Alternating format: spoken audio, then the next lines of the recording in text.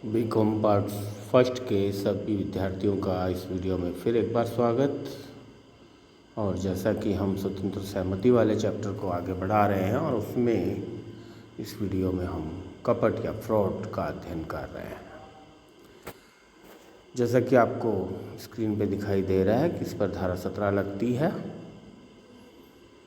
वैसे सामान्य शब्दों में तो हम यही कह सकते हैं कि कपट का मतलब धोखा देना है, जानबूझकर धोखा देना है।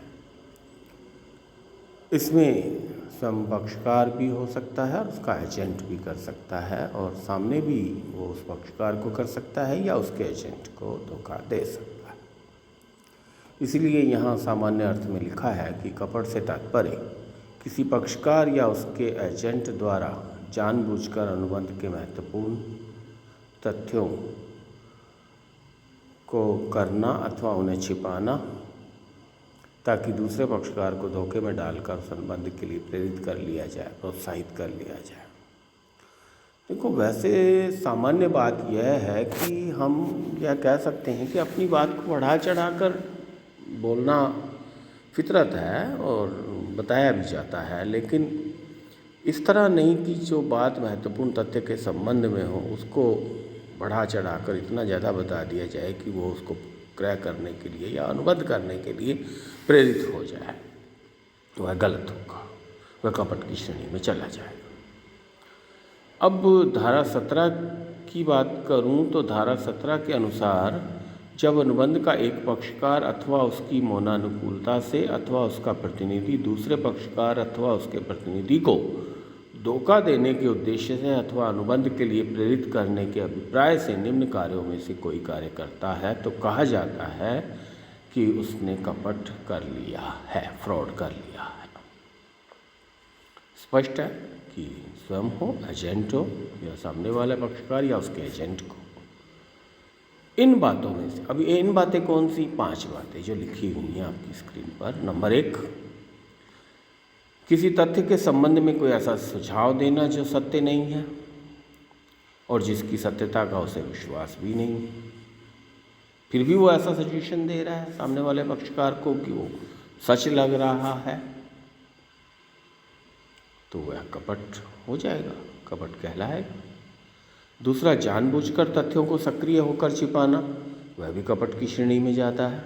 मतलब कि तथ्य तो कुछ और है और उन तथ्यों को छिपा लिया गया। जैसे मकान की दीवार क्रैक है और उस पर हम कोई अच्छा सा पोस्टर लगा दें तो वो छिप जाएगा, लेकिन वो क्रैकिंग नहीं दिखेगी। तो ये तो जानबूझकर तथ्यों को सक्रिय होकर छिपा दिया, तो वह भी कपट की श्रेणी में चला जाएगा। पूरा न करने के अभिप्राय से दिया गया वचन, वह भी कपट है, जिसको हम कहते हैं ना चीटिंग। जैसे कि हमने किसी को कहा कि हम 2 बजे वहाँ इस विषय पर चर्चा करने के लिए मिलेंगे और हम नहीं पहुँचते हैं, तो हमने चीट किया। तो जब पूरा न करने के अभिप्राय से दिया गया कोई वचन हो, प्रॉमिस किया हो, तो वह पूरा नहीं किया तो कपट। ऐसा कार्य जिसका उद्देश्य दूसरे पक्षकार को धोखा देना है, बिल्कुल यहाँ थोड़ा सा कानून को व्यापक कर दिया है कि ऐसा कार्य जिसका उद्देश्य दूसरे पक्षकार को धोखा देना है, यानी कि उक्त बातों के अलावा भी इस बात में लिख दिया कि जिससे कि दूसरे पक्षकार को धोखा होता है तो वह कपट की श्रेणी में चला जाता है। और अंतिम बात, ऐसा कार्य या भूल जो राजनियम द्वारा विशिष्ट रूप से कपट में घोषित हो, बिल्कुल ठीक बात है, जिसको कि कानून ने पहले से ही विशेष रूप से कपट में घोषित कर दिया और उसी कार्य को लेकर हमने अनुबंध करने के अभिप्राय से कोई वचन दिया या सामने वाले का वचन लिया, तो वह कपट की श्रेणी में चला जाएगा। इन 5 बातों को समझने के पश्चात कपट के लक्षणों पर भी चर्चा कर लें, क्योंकि इससे हमें और अच्छे से कपट समझ में आ जाए। कपट पक्षकार या एजेंट द्वारा दिया जा सकता है। अब ये दोनों स्थितियों में है, इधर भी पक्षकार और उसका एजेंट और उधर भी पक्षकार या उसका एजेंट धोखा दे सकता है, धोखा खा सकते हैं, तो कपट में आएगा। नंबर 2, कपटकर्ता को सही स्थिति की जानकारी होती है। बिल्कुल सही बात है, जानबूझकर धोखा दिया जाता है इसमें। कपटकर्ता को सही स्थिति पता है कि वास्तविक तथ्य क्या है, और फिर वो उसको उस ढंग से प्रस्तुत कर रहा है। तो जब कपटकर्ता को सही स्थिति की जानकारी नहीं पता है तो फिर वह कपट नहीं है, कोई कुछ और हो सकता है। लेकिन यहाँ कपटकर्ता को सही स्थिति की जानकारी होती है या होनी चाहिए, तभी कपट की श्रेणी में आता है। तीसरी बात, कपट का उद्देश्य धोखा देना होता है। वो करता ही इसलिए है कि उससे दूसरे पक्षकार को धोखा हो और वह स्वयं लाभ प्राप्त कर ले। उसके पश्चात असत्य बात के सत्य रूप में बताना या सुझाव देना। यह भी है कि अगर कोई बात झूठी है लेकिन वह इस तरह सुझाव या प्रस्तुतिकरण दे रहा है कि वो सत्य साबित हो रही है, सच हो रहा है, तो वह भी कपट की श्रेणी में आएगा। एक लक्षण यह भी एक तथ्यों को सक्रिय रूप से छिपाना।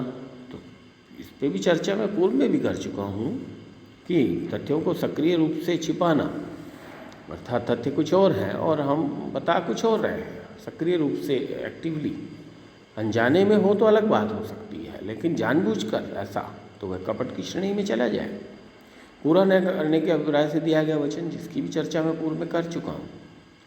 कपट महत्वपूर्ण तथ्य के संबंध में होना चाहिए, ये महत्वपूर्ण बात है। मैंने कहा कि हम बातों को बढ़ा चढ़ा के बता सकते हैं, लेकिन सामान्य बातें हों, लेकिन अगर महत्वपूर्ण तथ्य के संबंध में है तो ओरिजिनलिटी, फैक्टफुल बात ही सामने आनी चाहिए। तो कपट के लक्षणों से कपट या फ्रॉड और अच्छे से हमें समझ में आ गया है। अब मैं विद्यार्थियों से ये कहना चाहता हूँ कि जो आपकी स्क्रीन पे नहीं दिखाई दे रहा, उस बात को भी मैं कपट से संबंधित और स्पष्ट कर रहा हूँ। जैसे मौन द्वारा कपट, साइलेंस एज फ्रॉड। क्या मौन द्वारा कपट हो सकता है? तो इस संबंध में यही कहा गया है कि मामले की परिस्थिति के अनुसार जब एक पक्षकार का बोलना कर्तव्य हो और वो ना बोले, और जब एक पक्षकार का स्वयं बोलने के बराबर हो, अर्थात एक पक्षकार का बोलना स्वयं बोलने के बराबर हो, या ऐसा कार्य या व्यवहार जो बोलने के बराबर हो, तो वह कपट की श्रेणी में चला जाता है। जैसे पहली बात कि जब एक पक्षकार का बोलना कर्तव्य था तो उसने मौन द्वारा रहकर कपट कर लिया। सामने वाले ने प्रश्न में यही कहा कि आप इसे मुझे बेचना चाह रहे हैं, इससे संबंधित मुझे ये सब तथ्य बताओ, लेकिन जो बेचने वाला है वो उन तथ्यों में से कोई 2 तथ्य 4 तथ्य छुपा लेता है, तो उसने मौन द्वारा कपट कर दिया। वह मौन द्वारा कपट की श्रेणी में चला जाएगा। और ऐसे बहुत से मामले हैं, जैसे परम सद्विश्वास के अनुबंध, विश्वासाश्रित संबंधों के अनुबंध। जैसे परम सद्विश्वास की बात करूं तो बीमा के अनुबंध, संपत्ति विक्रय के अनुबंध। संपत्ति बेचते समय भी ये जरूरी है कि विक्रेता क्रेता को सब कुछ बता दे, और यदि वो नहीं बताता है, कुछ छुपा लेता है, तो वह कपट की श्रेणी में चला जाएगा। तो इसी तरह कंपनी का प्रविवरण, ये भी इसमें भी अगर एक कंपनी को यह तथ्य जानकारी में है कि उसे अपने खरीदने वाले अंशधारियों को वो बताना चाहिए और वो नहीं बताता है, तो वह भी कपट की श्रेणी में चला जाएगा। तो इसी तरह जब एक पक्षकार का बोलना कर्तव्य था तो ये क्लियर हो गया।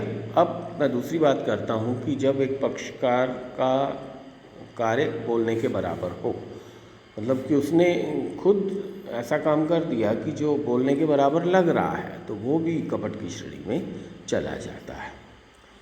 अब मैं आपको यह बताना चाहता हूँ कि कपट के प्रभाव क्या होंगे, इफेक्ट्स क्या होंगे।